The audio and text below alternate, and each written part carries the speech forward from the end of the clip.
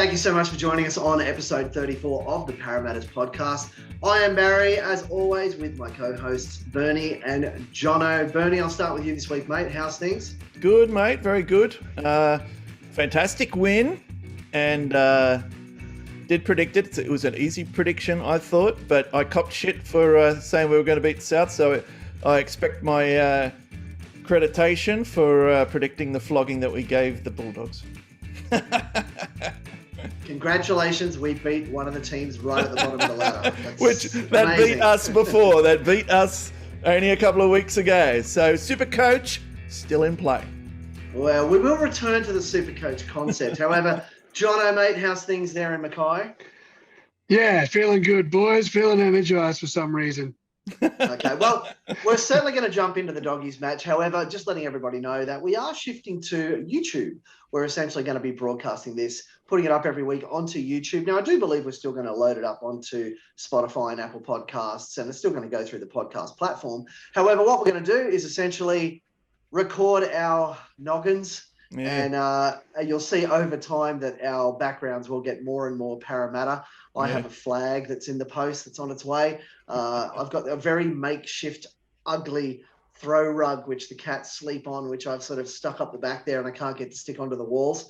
But Bernie has the best background tonight. You win the competition, so well done there, Bernie. Woohoo! I will be bettering my background as well. Jono, I expect to see some Parramatta logos on those big black curtains at some stage. You've got some nice rails up there, so some Parramatta scarves or something can be draping down there. But I suppose this is the problem that we face now that we're covering two platforms, is now everyone who's listening to us is saying, shut the fuck up and move along. We don't care about what your background is. Start talking. Well, let us accommodate them by jumping into the Doggies match. I'll start with you, Jono. What do you reckon? Mate, how much better is that team with Mitch Moses in it? The confidence that the boys had in attack. Yeah. I haven't seen ball movement like that in a while. Like Dylan Brown's soccer kick through off the back of Mitch Moses' grubber was one of the best pieces of skill I've seen, just like individual skill I've seen all year. Just to be that flashy, to be that deft, that pinpoint, the confidence that we played with was absolutely outstanding. Yeah, it was very casual too, wasn't it? It was very backyard footy kind of stuff. He just towed it through.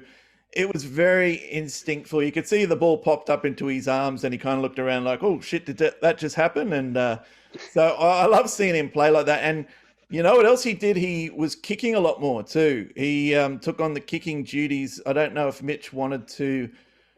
They might have just had the finger on ice a little bit and just said, look, we don't want Mitch getting hit on the tackle, on the kicks. So I don't know, but Dillbags was kicking a lot more. But those tries that he scored and the one that was disallowed, the one that he was offside, let's not forget that. He was only just offside, almost almost 3 tries under the post. Geez, he's really hitting that extra gear. So he's almost at his peak, so I think it's almost time to put him back into the centres, boys. I think that would be the logical thing to do. Yeah, 100%. We got Jakey there on the bench, mate. We're all good. So, yeah. Excuse me. What's the go with Jake being in the team for this week? We will certainly continue our discussion of the Doggies match. However, you have mentioned it, so let's jump ahead. What's that about? Jono, you want to take this one, or do you want me to, mate? I think we're both the same opinion. Well, we're staring blankly at each other because that's exactly the reaction that this decision deserves. Yeah. I thought your screen froze. No, that's me pondering the Supercoach here. I'm the one driving the Supercoach mentality. So I'll take on board the Supercoach angle. All right, so Mitch missed a couple of weeks with his broken finger, so his fitness level's a little bit down. We need him to get some minutes in before the finals, but we don't want him busting his finger again. We need him playing 40 minutes to 60 minutes, and then we've got a halfback sitting on the bench with Jakey Boy to take us home for the last 20 minutes. Now, that's what the Supercoach should be doing. Whether or not that's what he is going to do, that's another matter. So we'll find out. If he is the super coach, then Mitch comes off at the 60-minute mark, regardless of the score. If we're 20 in front, 20 behind, or we're dead even, no matter what, Mitch should be coming off at the 60-minute mark. It doesn't matter if we win these games. I think we've solidified a spot in the finals. I'm pretty sure we're not going to make the top 8. So let's make sure we've got Mitch there because, as you said, Jono, what a difference he makes to the team, and we need him there. Otherwise, we just pull stumps for the year. I think if Mitchie can't play, it's game over. Well, I think you mean top 4, Bernie. Yeah. What top 4 solidified? No, we're going to make the top 8. Yeah, you said the opposite. What did I say? I don't think we're going to make the top 8. Oh, sorry. What I meant. Yeah. That could have been a Freudian slip. That could have been a Freudian slip. Yeah. What I meant was I don't think we're going to make the top 4. I don't think that's a possibility. So we got the top 8 locked in with the victory on the weekend. So we have to make sure that Mitch is there for the first game of the finals. We need him match fit as well. So he needs to get some running minutes in. He can't get injured. If he does the finger again, pull stumps. We're gone. Well, I don't think I agree with you here, Bernie. You're saying that we it doesn't matter if we win or lose these last 2 games. It absolutely matters. It absolutely matters. Our semi-finals start now. We've got the Broncos at Suncorp, and then we've got Melbourne at CommBank for our last round.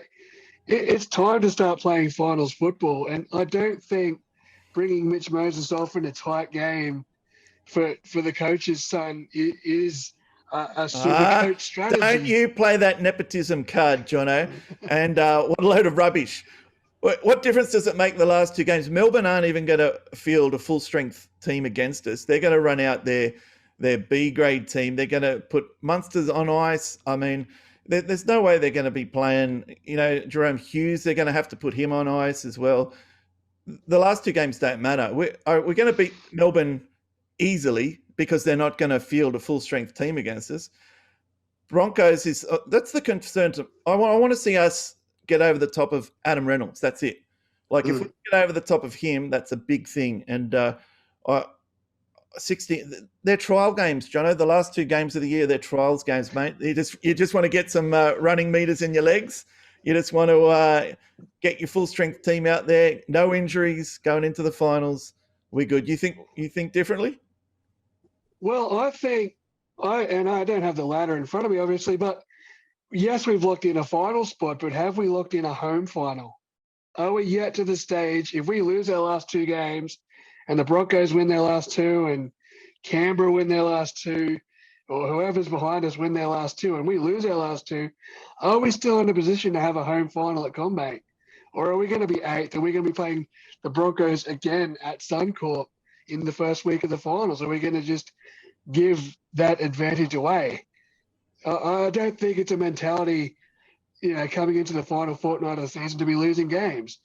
The only teams that can afford to lose games right now is Penrith, because they'll bring a reserve grade side up to Townsville for the Cowboys game. And if Melbourne do want to rest players against us, I guess they've earned that right as well. But there's only 2 teams in this comp right now that can rest in the last 2 weeks, and that's Penrith and Melbourne. I think both of you make good points in the sense that, as Jono said, we want to build momentum and we want to carry that through into the finals. However, I get what Bernie's saying. I think, Bernie, what you're missing is it's okay to lose against Brisbane, but fuck Melbourne. Yes, fuck Melbourne indeed. That's never to be, that's always a given. I shouldn't need to say that because that's always, that should just be flashing at the bottom of our screen. News flash, fuck Melbourne.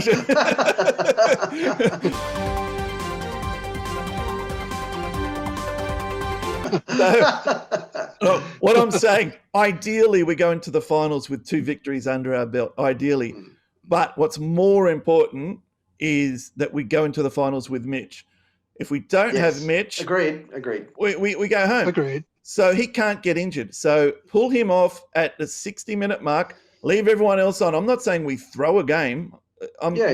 I just say that Mitch comes off no matter what the score is, because we can't have that kid flogging himself, and he will absolutely put himself in the line of danger to try and get a victory. That's the way he is, and that's why we love him. But we need him for the finals. Now, the super coach has put his son on the bench so that he can take Mitch off at the 60-minute mark and he can protect Mitch. That's what the super son is in play for. Mark my words, 60-minute mark, super coach is in play. Well, that has to be the only reason, because why else do you rest a fully healthy Bryce Cartwright? Now, that's confusing. Yeah. But that's textbook BA. Yeah. I think going in textbook super coach. look. The only reason Cartwright's not in the team is because we needed to have Jake in the team to protect Mitch. That's the only reason. And so if, for whatever reason, Mitch plays 80, that'll do me. To have Jake sit on the bench, Cardi not get any minutes. For the finals, we need on the bench Cartwright. He's got to be on that bench because he's the only utility that covers multiple positions. He's the only utility that has game-changing abilities. And, some people bring up his defense. I think his defense is fine. The problem is he never has a regular position. He's playing lock this weekend at Reggie's. He's all over the place. How's he supposed to practice his defense when he doesn't have a defensive combination going with anyone? I mean, we were just talking about the combination between Tom and Wonga. You get the combinations going, and Bryce has had no bloody game time. He's thrown in with 5 minutes to go. The game's already, and he's out there trying to impress. So he's not thinking defensively. So if I'm worried, I am a little bit worried going into this, because this could easily get fucked up. We really need Bryce in the team. Why is he playing lock at Reggie's? Why are they sticking him at lock? He's playing 13 at Reggie's, so I don't know. What is it? Are they trying to get him smashed up? I don't. What's the objective? Trying to toughen him up before finals, get him running at the big boys, which I think is also stupid. But I can see where you're coming from, Bernie. I think the only reason Jake's there this week is in case Mitch needs the breather. So not in case, enforced. Because he's not going to want to come off. He's kicking and screaming, but he's going to have to come off because you don't want to flog that kid. And against Melbourne, against a half-assed Melbourne team, then he can play the full, but not against a big Brisbane outfit, running at him. And Brisbane have rested Cobbo, so they're looking after their juniors. We've got a lot of juniors in our team, so I don't know. I don't know why Makamaka's back as well. Apparently, he has been tearing it up at Reggie's. I haven't seen it, to be fair, but apparently that's the report, that he's earned his spot back. And I like that. If you get dropped, you go back, you smash it up, and then you get your spot back. You get rewarded for going, instead of sooking and going, I'm not in the team anymore. Apparently he went back, smashed it up, got his spot back. So if you going into the finals, that team is perfect as is, apart from the obvious, change that I would make, Cardi over Jake, and that's just an experience thing. Cartwright's played bloody Origin. I mean, he's I think he hasn't he? He's in the Origin squad at least. I'm pretty sure he's played Origin. Yeah, he came off the bench once, I believe. Yeah, so he's got some experience behind him. He's got the skills. He has to be in the team, and I think he will be in the team. And it's just this week. Well, precautionary. But why play him at lock? I mean, now he's at risk of getting injured. It's a violent position, lock. You're up against the big boys. Maybe he is just saying, go and defend. Show me that you can defend and you're in the team. But he defends just as well as Jake does. But see the thing I want to point out here, and it happens every week on our show, when we're describing the team selection, team player positions, who sat on the bench, how long they sat on the bench for. When we talk in the past tense, it's all head scratching. This makes no sense. I don't understand why he did that. Yet when we talk in the future tense, suddenly that same coach is going to make these brilliant choices that are there, that are well thought out, and there's a strategy behind them. And then the game comes and goes, and when we talk about the game that's gone, it's like, why did he do that? That didn't make any sense. So I love the theory to what you're saying, but the practice is always head-scratching, baffling decisions. Barry, all I've got to say to that, mate, is how many first grade games have you coached? You're not allowed to have an opinion on coaching. You're not a real fan. You're not a real fan. Yeah. All right, well, I've got a point to make here. Yeah, we all. Is that Jono, you might be alone now, because I am on board with the super coach philosophy. I am. Look out, Jono. All right. Hear me out.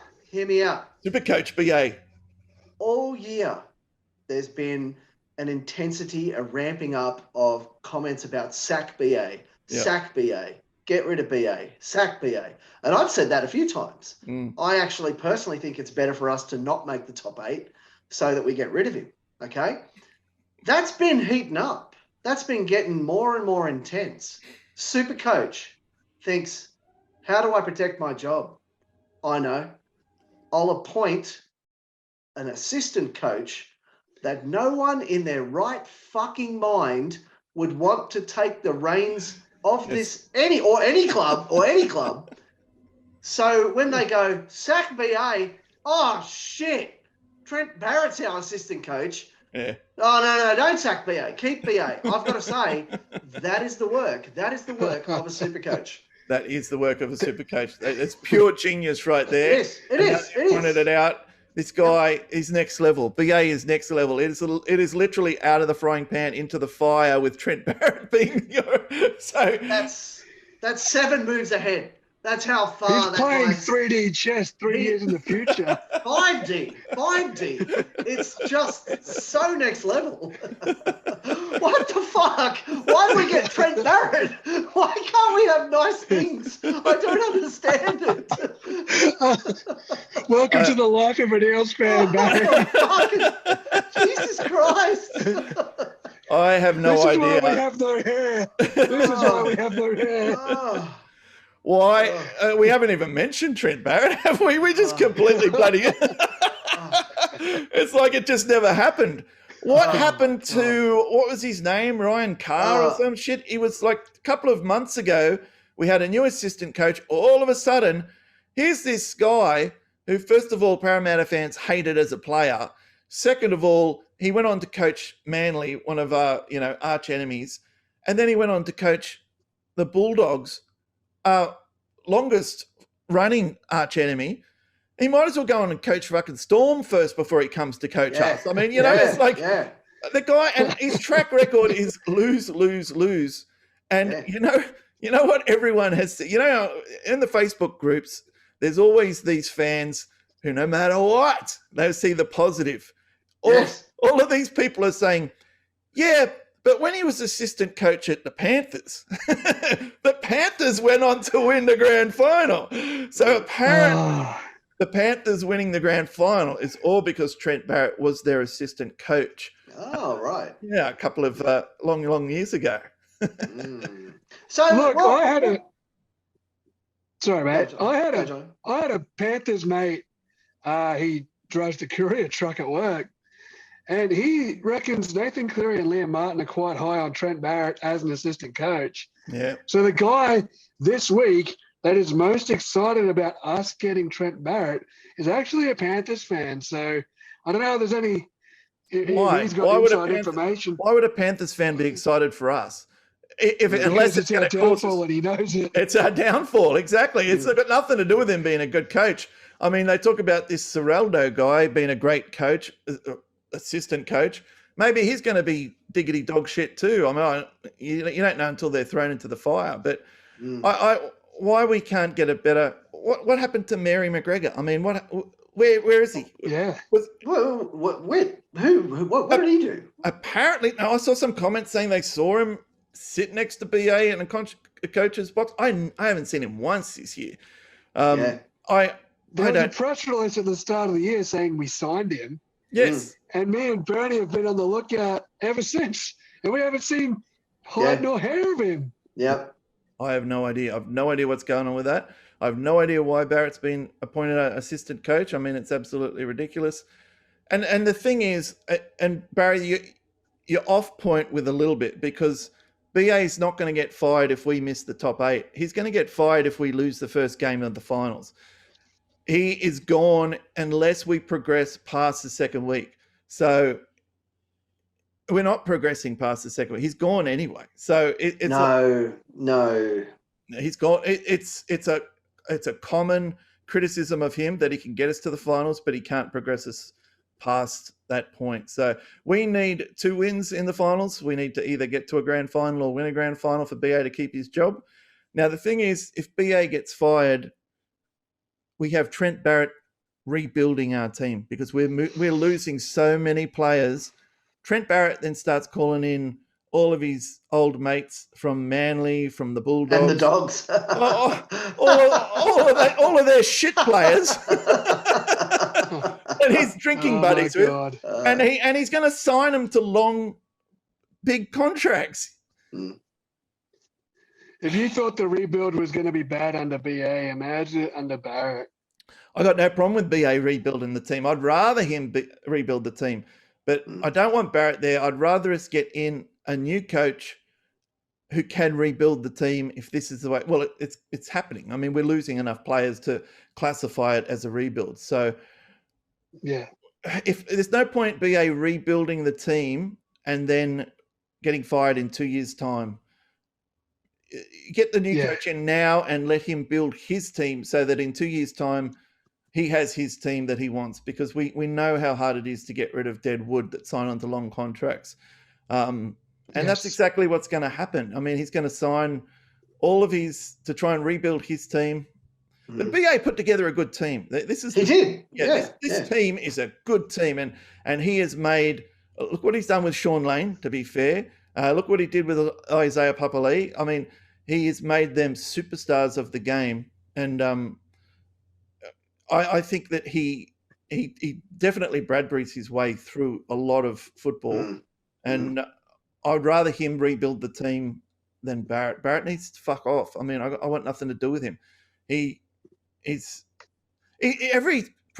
time he does a presser after he does a media after the game, he has a sook and he blames someone. The referee did this, and BA gets up and he's like, "Oh, we need to do this. We need to do that. It doesn't matter. We shouldn't have been in this position to lose it." He takes ownership, and that's a better way to build a team. We've seen that Barrett, the way he fucked over Manly, he fucked over the Bulldogs, because he gets in there and starts crying, saying, you know, we weren't given a fair chance and this and that went against us. That's not the right mentality. The BA's, when you look at Ricky Stewart, okay, like what he said about Jamin Salmon, that was so unprofessional. Like BA, you've got his son getting booed at Parramatta home game. His son's getting booed. If anyone was entitled to come out and say, you're all a pack of fuckwits, like, fuck you guys, and you're all, gutless dogs. What did Ricky call it, Jamin? Weak dog. No, it was a weak gutted dog, wasn't it? Weak gutted dogs. Yeah.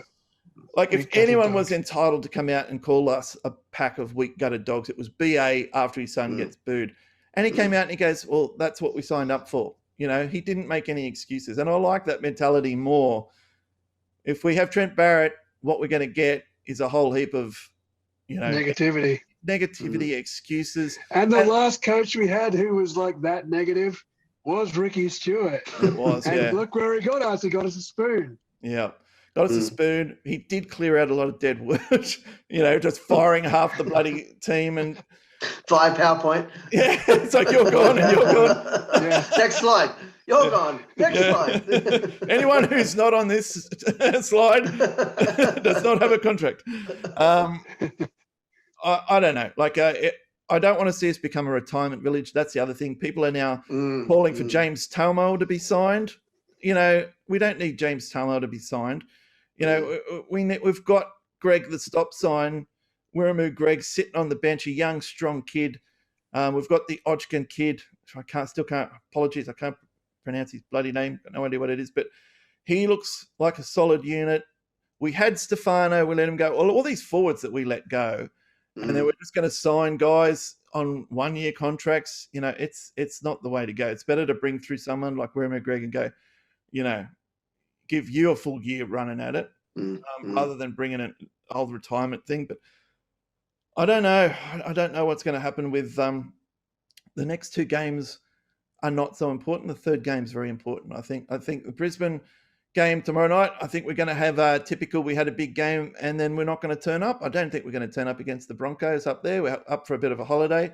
We'll turn up against the Storm, a half-assed Storm, probably put a good score against them, go into the first round of the finals, whoever the hell we're playing.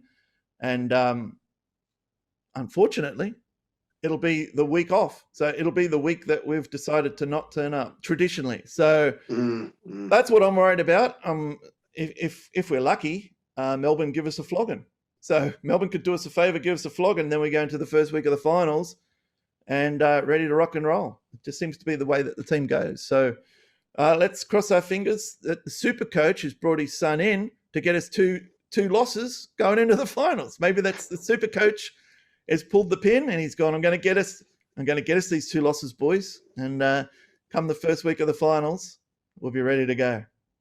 Oh my God. Jono, you want to field that one? No, I've already said my piece on it, mate. I think our finals start now and it's time to start playing like it. You can't just say the next 2 games aren't important. You can't go to the finals off the back of 2 losses. Who does that? Why do teams rest their players going before the finals then, Jono? Because those teams are 10-point clear. No, that doesn't matter. That's not your argument. Your argument's a momentum argument. So it's like you're saying that we need the momentum going in from now. If you're good enough, week 1 of the finals, you're good enough. So I agree with you that we're normally a momentum team, but at the moment we seem to be week on, week off. So if we have 2 weeks, 3 weeks, because we beat the Doggies, if we have 3 big weeks, then put a line through us first week of the finals. We need bring it on. Yeah. My only fear is, and I say I haven't seen the table, is 2 losses could be the difference between a home final and having to travel to Suncorp again. But we lost to the West Tigers at home. What does home mean for us? Nothing. Where do we beat the Storm? Where do we beat the Panthers? In their backyard. Like, I would offer that being at home for us means fuck all. So we play better when we're away. Well, the other thing is how many other teams are sharing Parramatta Stadium now as their home ground. So it doesn't even really matter. Yeah, exactly. So I don't think we have a home ground anymore. I mean, we share it. The fact that we go to the away sheds, just looking at the table. So that's criminal. Oh, it really is. It's ridiculous. And we got suckered into that deal too, because they said it was Parramatta Stadium. And then all of a sudden they said, well, hang on, it's Bank West because we're sharing it with the Wanderers. And we went, all right, we won't call it Parramatta Stadium. We'll call it Bank West. And all of a sudden it's CommBank and used by 7 other teams. I mean, anyway. So currently in 8th, we've got Broncos, 7th, Rabbitohs, 6 are Roosters, and we're at 5th. So the Roosters are in there. They're a danger side. We don't want to run into them week 1 of the finals. Bogey side for us, yep. Well, the Rabbits are a big bogey side for us. So yep. Best case scenario, we're playing the Broncos. I guess so. But they're down the bottom, so although they're going to move up, I don't know. We'll see. But it looks like we'll be playing one of those 3 teams, either the Rabbits, Broncos, or Roosters. So that's an atrocious first week, and then the second week, if we miraculously get through the first week, the second week's going to be the Sharks or the Storm or the Cowboys. Yes. Yeah. Like, holy shit. It's like climbing Mount Everest to win the premiership now. Like, holy fuck. But that's been our run for the past 2 years. We have such an uphill climb at the end of the season. Last year was Newcastle in Rockhampton, and we should have smoked them. And then Penrith, who were beatable, and we didn't beat them. Faltered. Yeah. Right. Yeah, but it's not an uphill battle. That's just a downhill tumble is what it. No. I'm talking about the lead up to the finals. Yeah. We've had, for the past 2 years, we have had one of the strongest draws going into the finals, which you would think would be great in terms of honing the team and iron sharpens iron and all of that. But it just makes us tired. Yeah, that's right. Because BA doesn't rest players at key points like Melbourne will. Like Bernie's making that point, that come that time, mate, Cameron Munster's going to be in a hotel room doing coke. He's not going to be anywhere near the field. No. You know, the key players won't be there. But we are a team. And I actually chipped you too about this last year or the year before, where I'm like saying, well, it was 2 years ago. The Broncos were dead last. And the game before the finals, I'm like, we need to be resting. And you're like, no, we've got to get into the top 4. I'm like, no, it's best to go rest our team. And then, I mean, we could have beaten the 16th ranked Broncos at home with our B side. We could have. But yeah. I don't think we went into the finals and we were tired. I don't think any team has ever won the grand final not coming in the top 4. And that's why we were drumming home the point, we've got to get in the top 4, because if you don't get in the top 4, you basically got no shot at winning, statistically. So, well, we got in and we didn't win. So, yeah. There you go. You get in the top 4 doesn't guarantee you're going to win the grand final. All right. It just if you get in the bottom 8, it pretty much guarantees you're not going to win the grand final. So at least we were in with a shot. So chip in a chair. Yeah. Chip well, that's it. I don't. The thing is, we have the firepower to win this year. We honestly we don't have the coach. We keep saying it. Yeah, no. We just don't. He's a muppet. He's a muppet. Nice guy, but a muppet. Hey, ironically, we would be better off now if BA caught a bad case of COVID and Trent Barrett came in, because Trent Barrett would be better from here getting us to the grand final.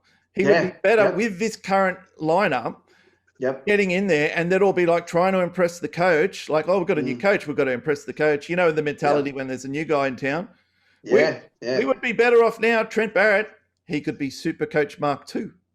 Can I just add really quickly, another replacement that would be better would be a ham sandwich, because BA's bench rotation, it is shit. It will be shit next week. There's no master strategy. It'll just not make any sense.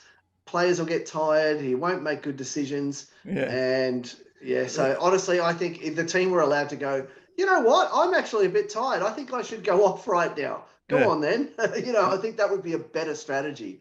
The problem with your logic, Barry, is that a ham sandwich serves a purpose. You get a bit hungry. It's like, have a ham sandwich. You feel a bit better. It serves a purpose. BA in the coaching box, unless he's like got an Evian deal or some shit, he's not serving any purpose. I mean, the amount of water the guy goes through. I mean, no, stop. Have you actually seen him drink them all? He doesn't. Like, it's this weird thing where it's almost like he's like Mark Zuckerberg. Like, what do humans do? Oh, they drink fluid. I'll put lots of fluid in front of me and look like I'm a human. Yeah. You know why he does that? Because he's a super coach. Yes, that's right. And only a super coach can drink that much water and not have to go for a piss. So the super coach is still in play for this year. We're still looking good to win our first grand final in how many years is it now? Is it 30? 36. 36. Should be 37 in a row for the Kevin Smith fans. Kevin Smith fans. 37. My girlfriend sucked 37 dicks. In a row? 37 in a row in the car park. In a row? In a row. We have to get there before the 37. So it is the year of the Eels still. We have the firepower. We're not winning shit next year. And this is still our year. So I'm not that worried about the next 2 weeks. Loss, no dramas. Pig farmers, we're still looking good for our first grand final in an awful long time. It'll be the first one you've seen, isn't it, Jono? How old are you? You're not 37, are you? It'll be the first premiership I've seen. Yeah, I'm 32. Oh, my goodness. Wow. So, okay. I was lucky enough to see the ones in the 80s. So it was me too. Yeah. So we were like, waving the flag. I was like, this football stuff is great. My team keeps winning. It's like we've won 3 times out of the last 6 years. I mean, this is, oh my God, this is like three. I've got a lifetime to look forward to this. And then I think we lost in 95 and it was like, oh my God, what happened? And then we won in 86 and it was like, oh, okay, we're back now. So yeah, I was like, life is good being a Nils fan. And 1986, it's a long time ago. All right, well, sorry, John. No, I was just going to add my Parramatta following started in the late 90s, and we were making semi-finals and preliminary finals every year. Yeah. And it's like, this is great. We're a top 8 team every year. Like, how good are we? And then the bleak times came. And but you know why we were making the finals in the late 90s was because of Super League, and we took all of Canterbury's best players. we literally took their spine, I think, and then we went, okay, put them into our system, and all of a sudden we had a good team in the late 90s. And 2001 was a brilliant year, apart from Joey Johns ruining the party against Newcastle.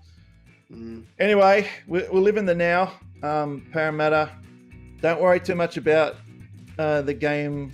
When is it? It's tomorrow night, isn't it? Yeah, tomorrow night. Yeah, all right. So don't worry too much about the game tomorrow night. If we lose, it's just it's just a trial game, and then against Melbourne, we'll run over the top of them because they're going to be half-assing it, and we're looking forward to it. So, as we always say here, boys, click go the Eels. Click go the Eels. Click go the Eels.